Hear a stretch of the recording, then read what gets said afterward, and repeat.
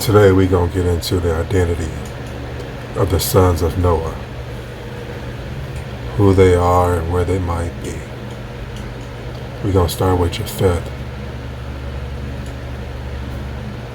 The relation of Shem to Japheth was expressed in the blessing their father pronounced upon them. God will grant a land of beauty to Japheth, and his sons will be proselytes, dwelling in academies of Shem. At the same time, Noah conveyed by his words that the Shekinah would dwell only in the first temple erected by Solomon, a son of Shem, and not in the second temple, the builder of which would be Cyrus, a descendant of Japheth. So here we see Cyrus, descendant of Japheth. And we're going to move on to the next guy.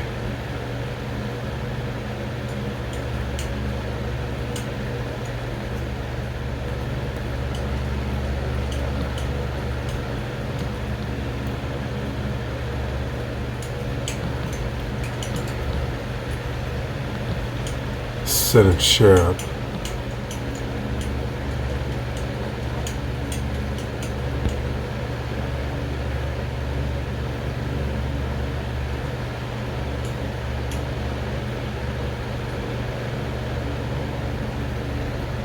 I don't know why no more is popping up on him.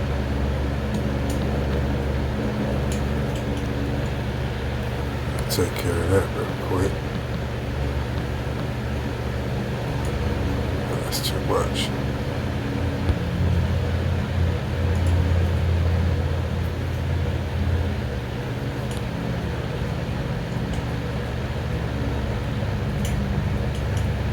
There we go. Sennacherib.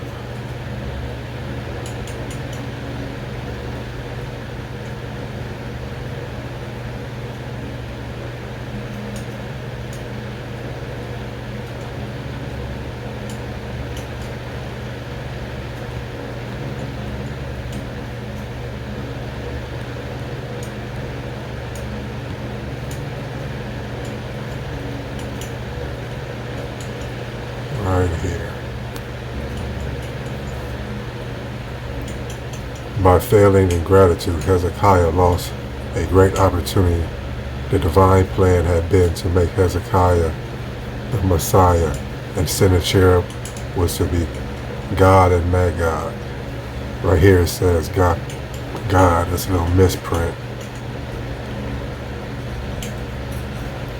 And Sennacherib was to be God and Magog, just as opposed his plan addressing God thus. But right here, again, Sennacherib was supposed to be Gog and Magog, and Hezekiah was supposed to be the Messiah, granted an opportunity to be the Messiah. And as we see right here, Sennacherib, another descendant of Japheth, of Gog and Magog, just to prove this little misprint.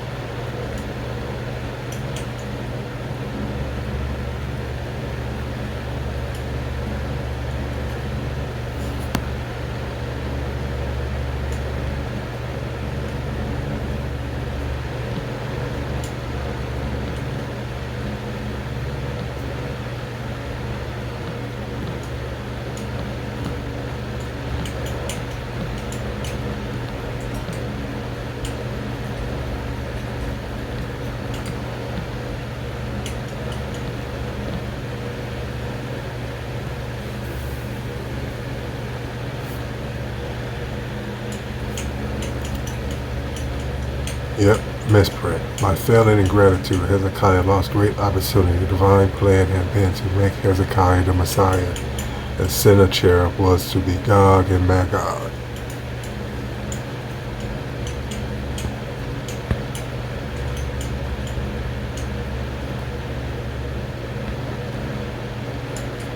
And as we can see,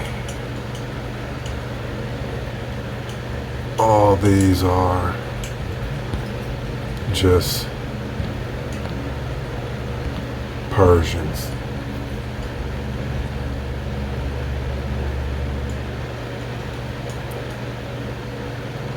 Cyrus, king of Persia.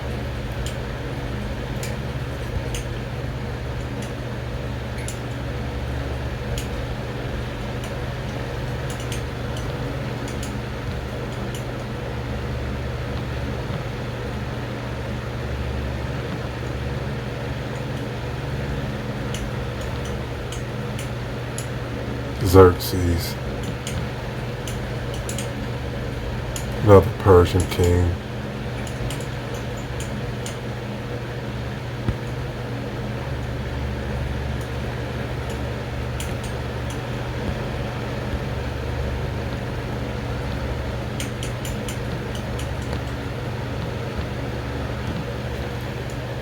All Persian.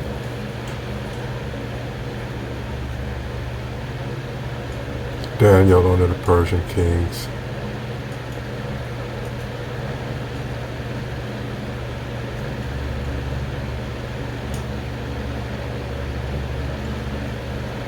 Daniel, Belshazzar's feast.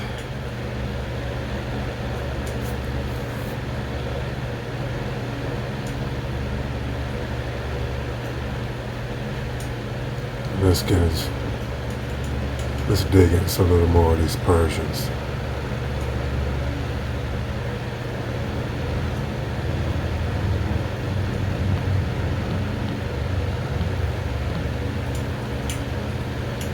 Persian. Of or pertaining to an ancient or modern Persia. 13th century Persian. See Persia. Native inhabitant of ancient Persia. Let's go to Persia. The land of the Persians. From Greeks Persis. From Old Persian Parsa. Alright. Let's go back. Darius.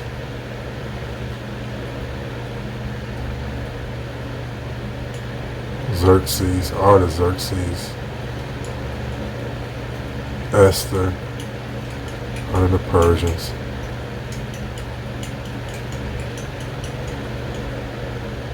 Yeah, like that.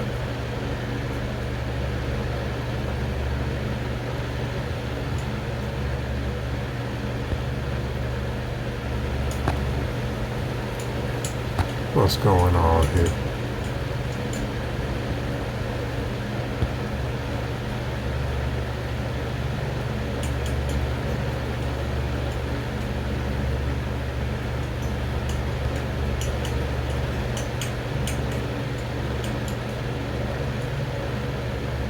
But that's just taking too much time, so let me hurry up and just do this. Iran.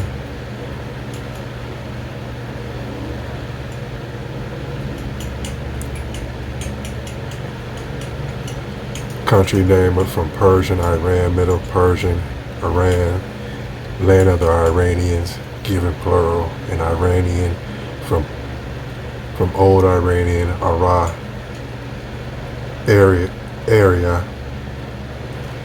Iranian from Old Indo-Iranian. Check out that word, Indo-Iranian. That means descendant of Iranians, or a branch of them who came about.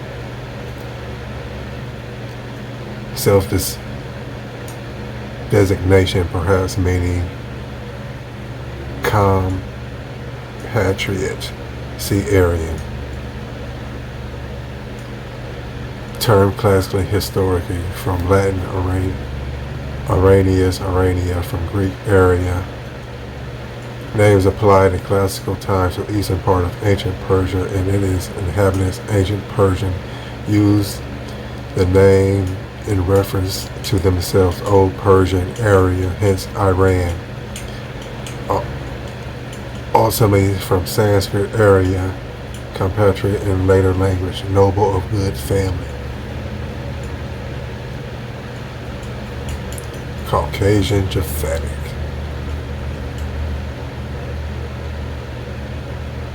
German philosopher Max Muller, 1823-1900, popularized Aryan in his writings on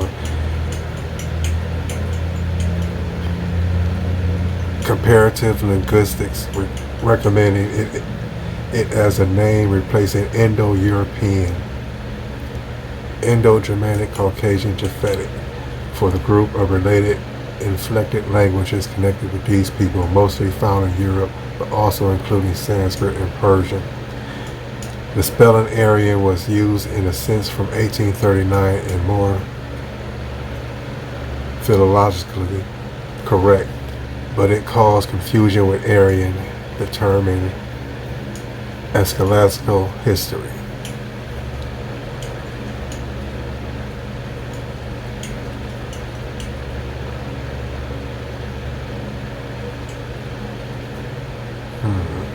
So, and you know these people today.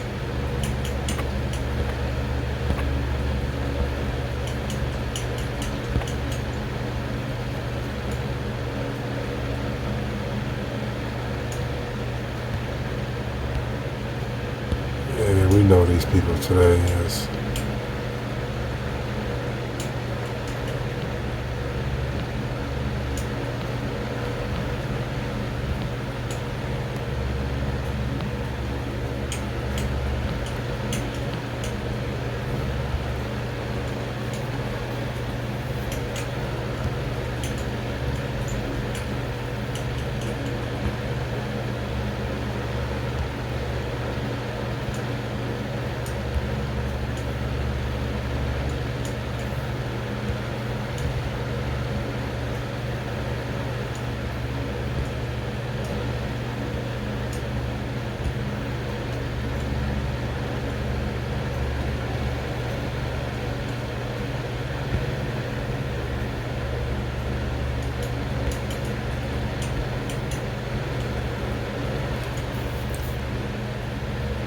ancient Persian Empire.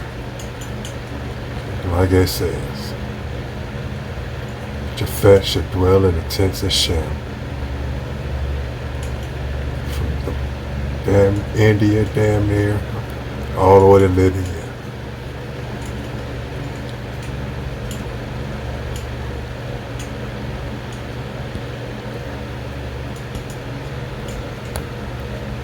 We go to Libya right now.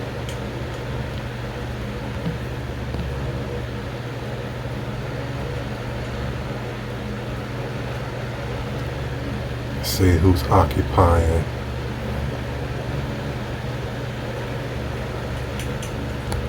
Libya.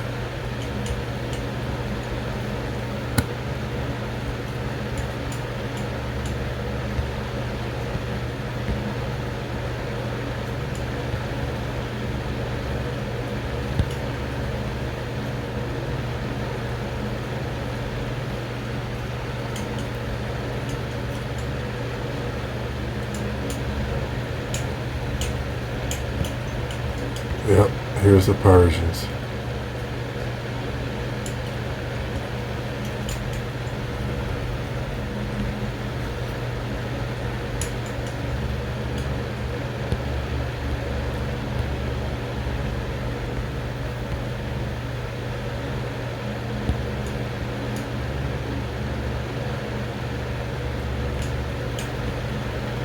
Yep, the Persians. Algeria, let's go there.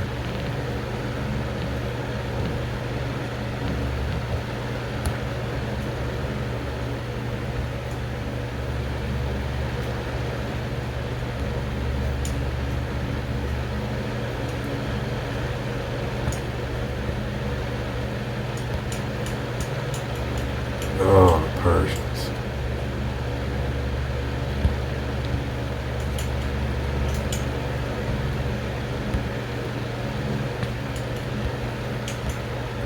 Let's just finish it off with Egypt.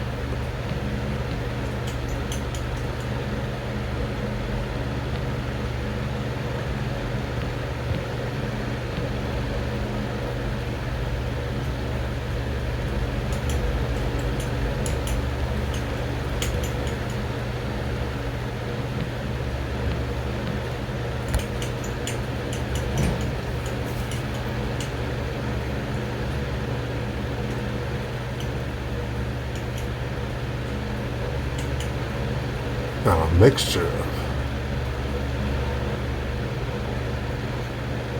people over here, Persians and some children of Ham.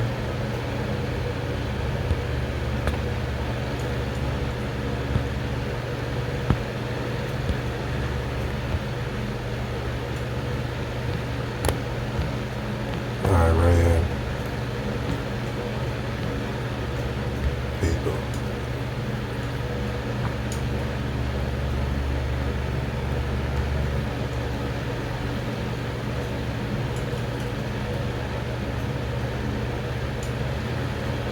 Yep, children of Japheth. So let's move on.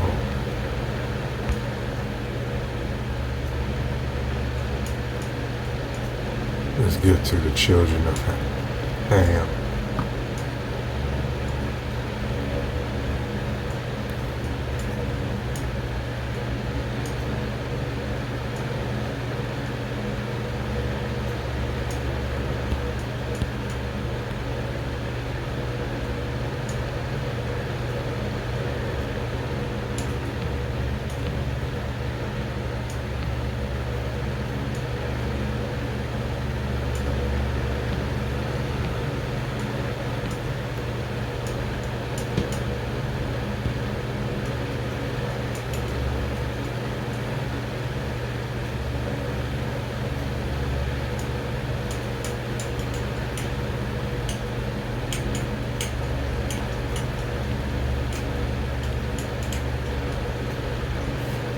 Cushan.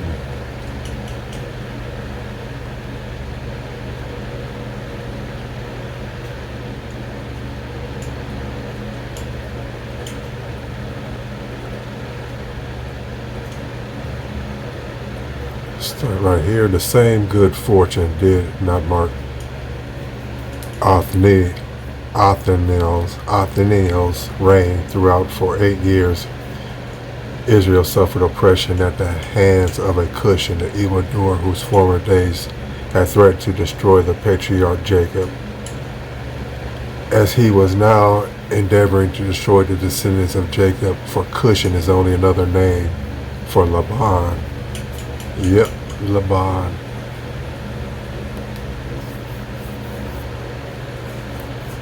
I believe that's Rebecca's brother, Laban,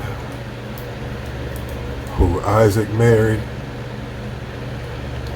and Jacob had to serve to earn the heart of Rachel and Leah. They are Cushan.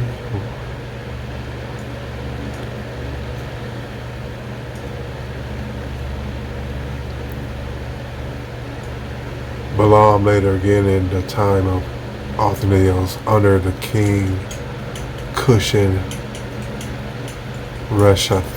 Reshathaim, they had attacked and made war upon the Israelites. Yeah. So you can all know the story when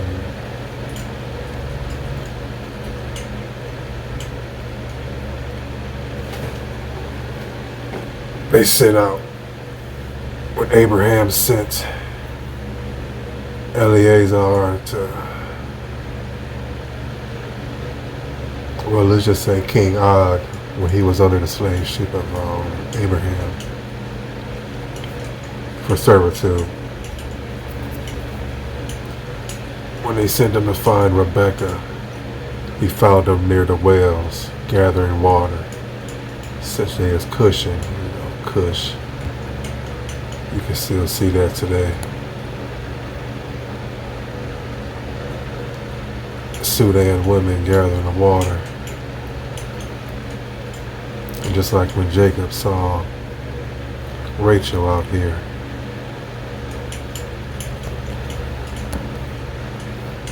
gathering the water at the wells. It's like they're still doing today. Just like Rachel and Rebecca, you heard the story of how the men harassed them when they was gathering water. Still hear the same stories how the men are harassing these women, gathering the water.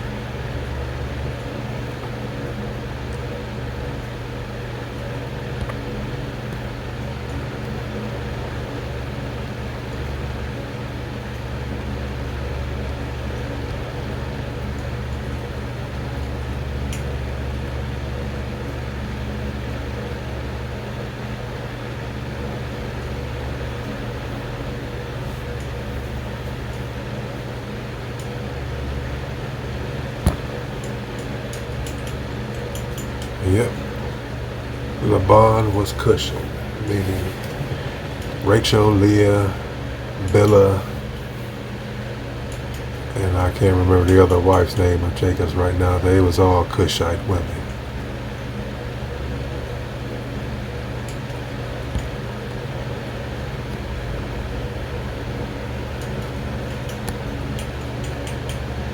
So now we're going to get into the descendants of Shem.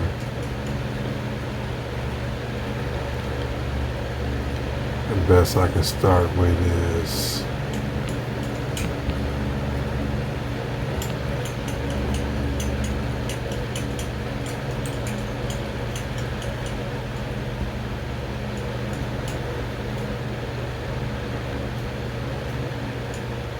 what? No match found.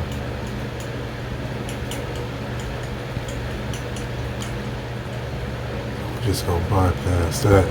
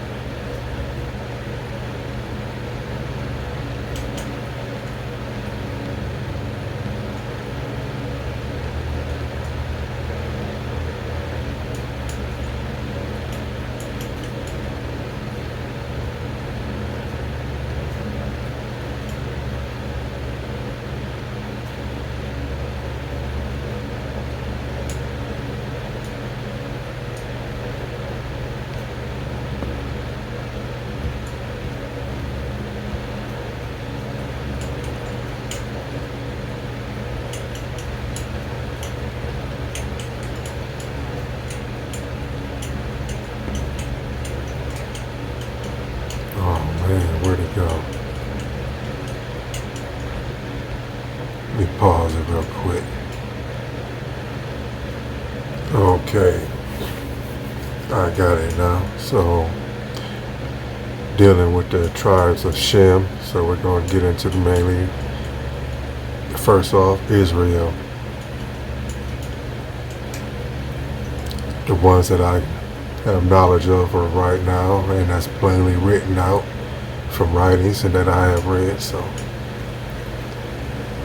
just going to start off with this basic knowledge right here. Ethiopia, tribe of Dan.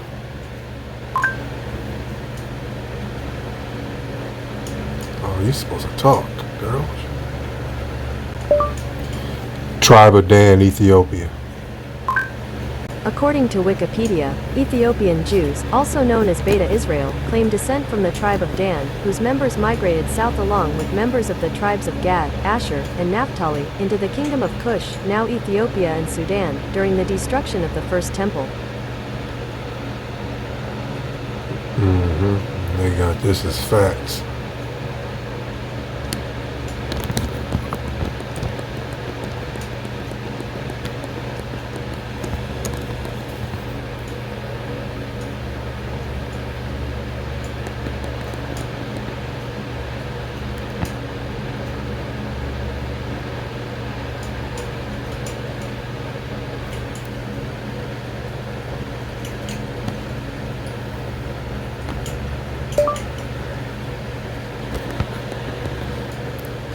Yep, they got that as facts.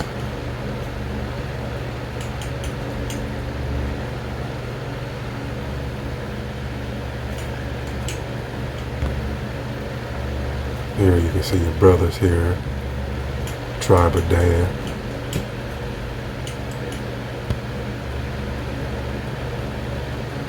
One of the few tribes who should know their real identity.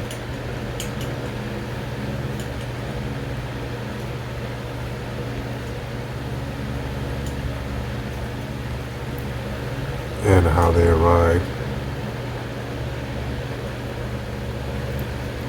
in Ethiopia, Sudan. So let's back this up with the facts.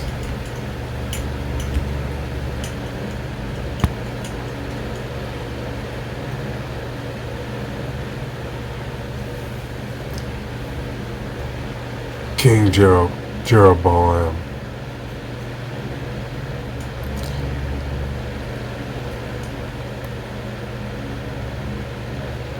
so entrenched Jeroboam brought about the division between Judah and Israel, a consummation which his father Sheba, the son of Bichri, had not been able to compass under David, because God desired to have the temple erected before the split occurred. Not yet satisfied, Jeroboam sought to involve the 10 tribes in a war against Judah and Jerusalem, but the people of the northern kingdom refused to enter into hostilities with their brethren. And with the ruler of their brethren, a descendant of David, Jeroboam appealed to the elders of the Israelites, and they referred him to the Danites, the most efficient of their warriors. But they swore by the head of Dan, their ancestor of their tribe, that they would never consent to shed blood of their brethren. They were even on the point of rising against Jeroboam, and the clash between them and the followers of Jeroboam was prevented only because God permitted the Danites to leave Palestine.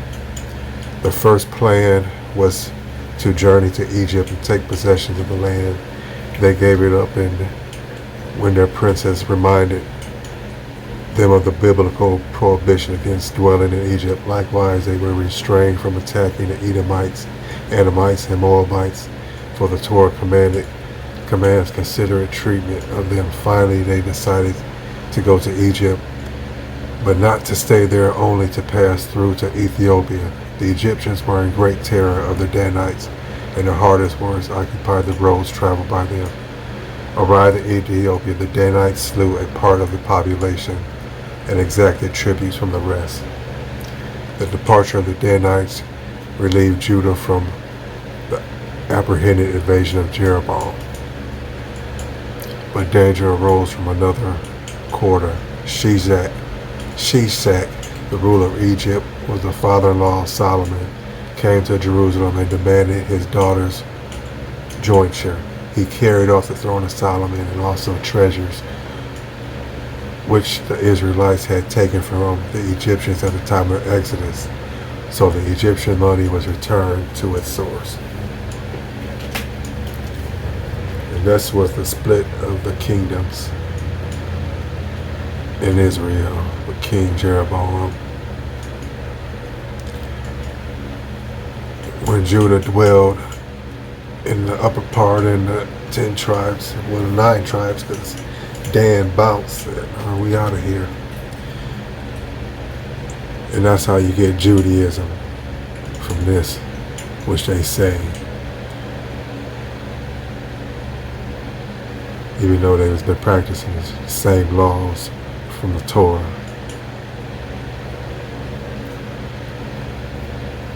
It's just a split of the kingdoms.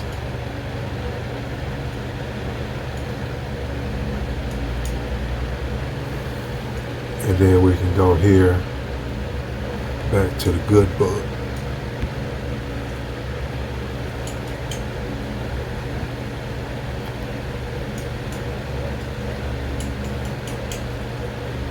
In the year of the world, which was the 1466th year after destruction of the Second Temple, year 1534.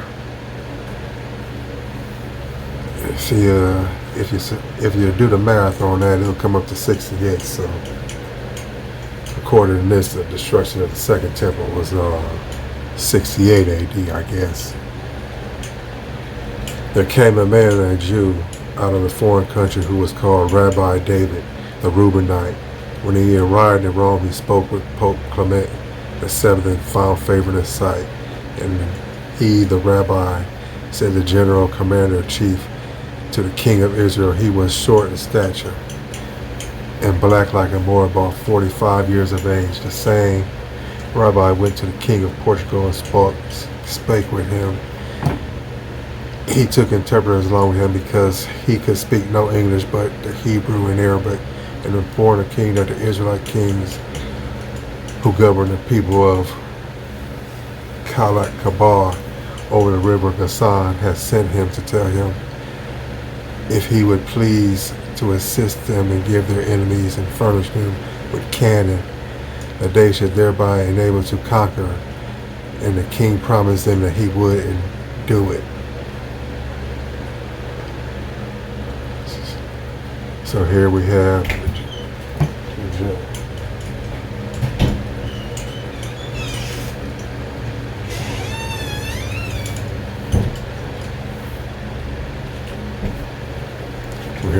the general who said he was a Reubenite.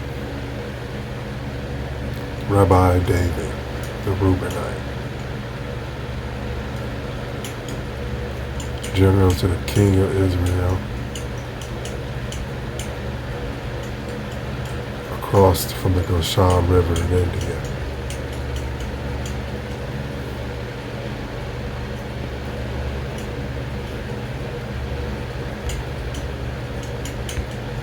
So I'm going to wrap it up with more of the descendants of Shem right here.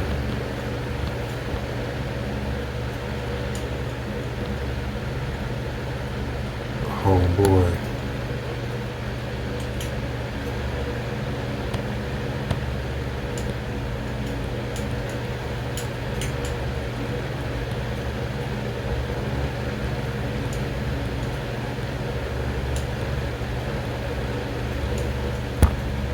Man, you just gotta put in a good word.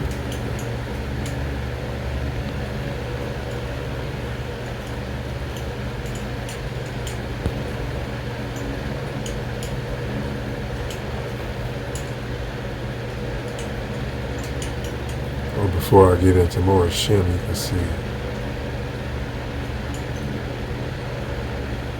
only the Girgashars departed out of Palestine and rewarded for their docility.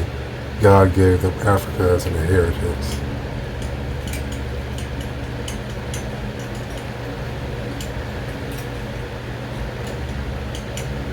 Epher, one of the grandsons of Abraham and Keturah, invaded Libya with an armed force and took possession of the country. From this Epher, the whole land of Africa has its name.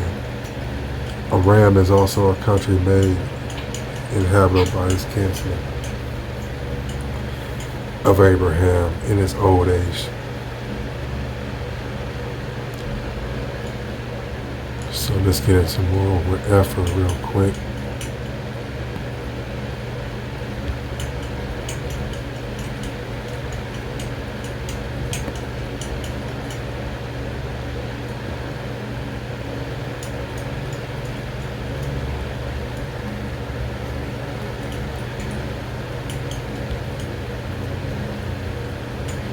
When was this book written?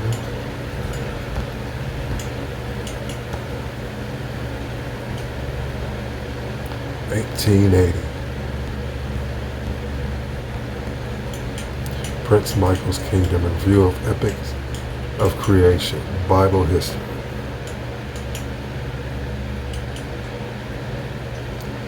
Japhet shall dwell in the tents of Shem.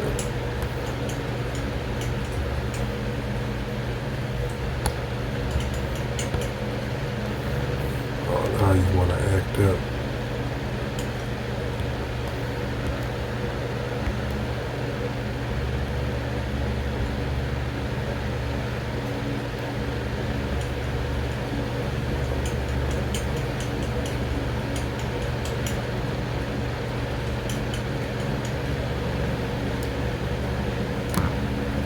Let us learn from the Bible to profane history. Josephus says that Abraham had 6 sons by Keturah who settled in colonies. The fourth son, Midian, settled to the southeast of Moab, and his posterity are called Midianites.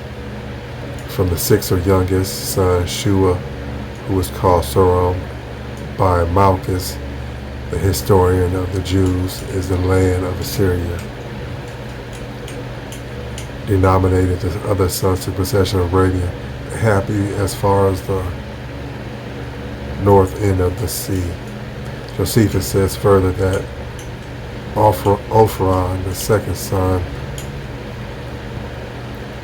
of Midian, Abraham's grandson, made war against Libya and took possession.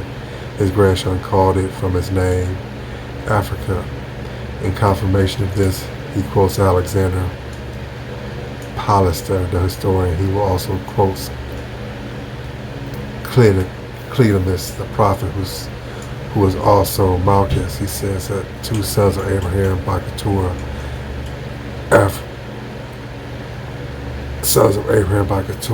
Africa took its name, being Arphia and Japhron, because they were auxiliaries of Hercules when he fought against Libya and Atlas. And at that, Hercules married Japhron's daughter, and from his grandson was the barbarous people called the Sephacians. Japhron and Arphia are probably the sons of Midian, Ephath and Epher, who called grandchildren of Keturah.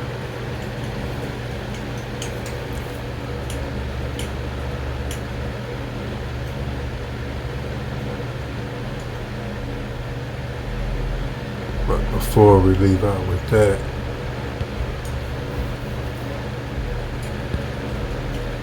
we can finish with this one.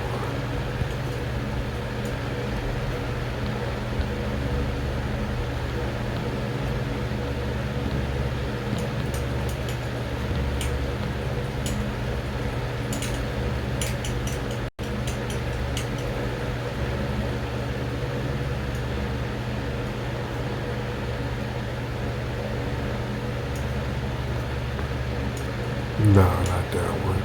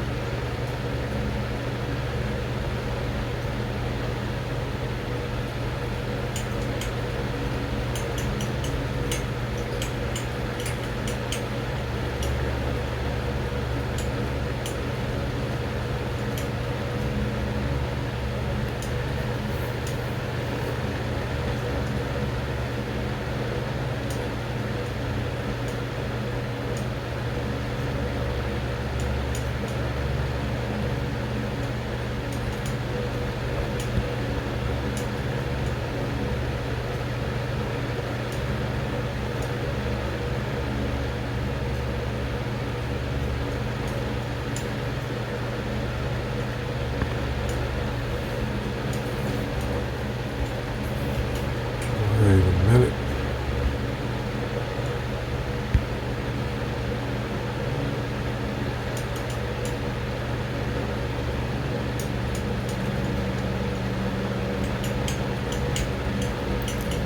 Let me pause it one more time. Alright, here we go. This book right here will end it off. This encyclopedia is from, doesn't even have a date.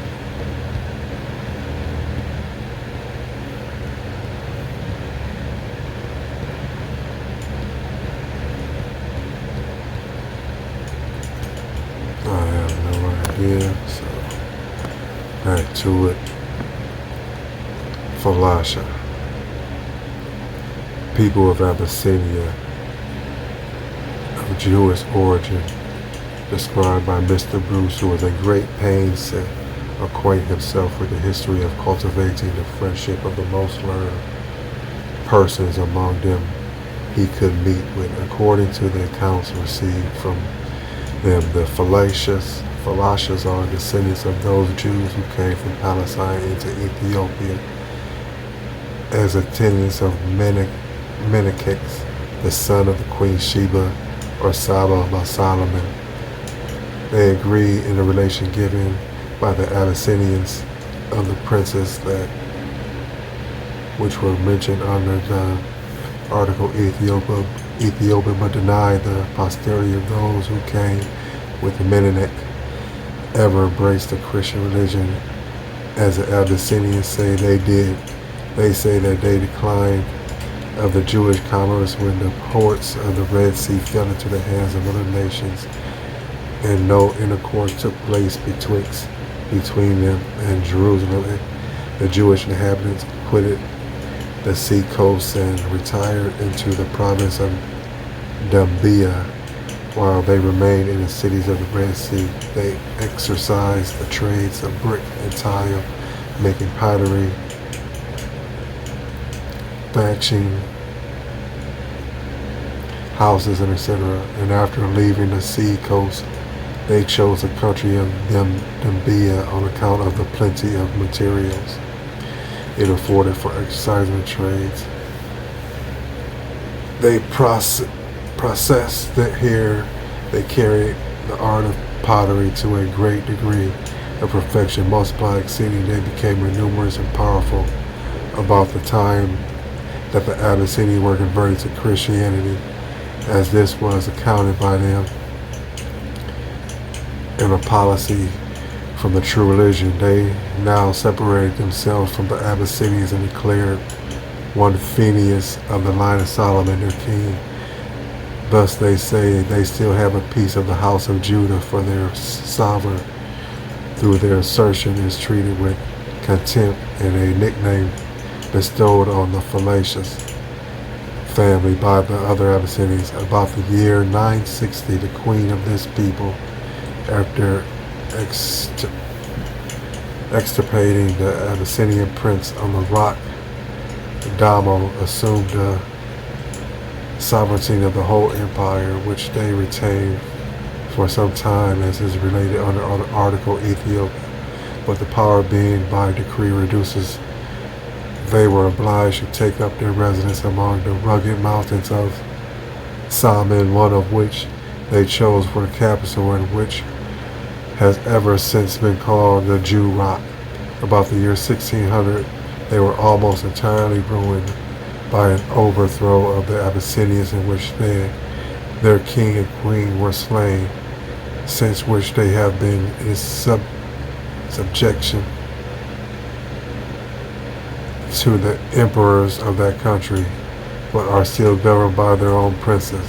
When Mr. Bruce was in Abyssinia, they were supposed to amount to 100,000 effective men. Gibeon and Judah were the names of the king and the queen. That time, these, according to our author, seemed to be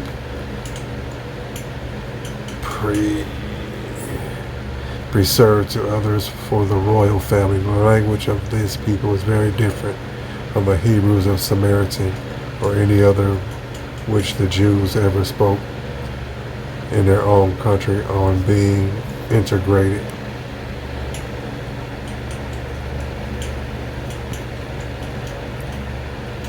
Concerning it, Mr. Bruce, they say that it was probably one of those spoken by the nation of the Red Sea, among whom they had at their first coming.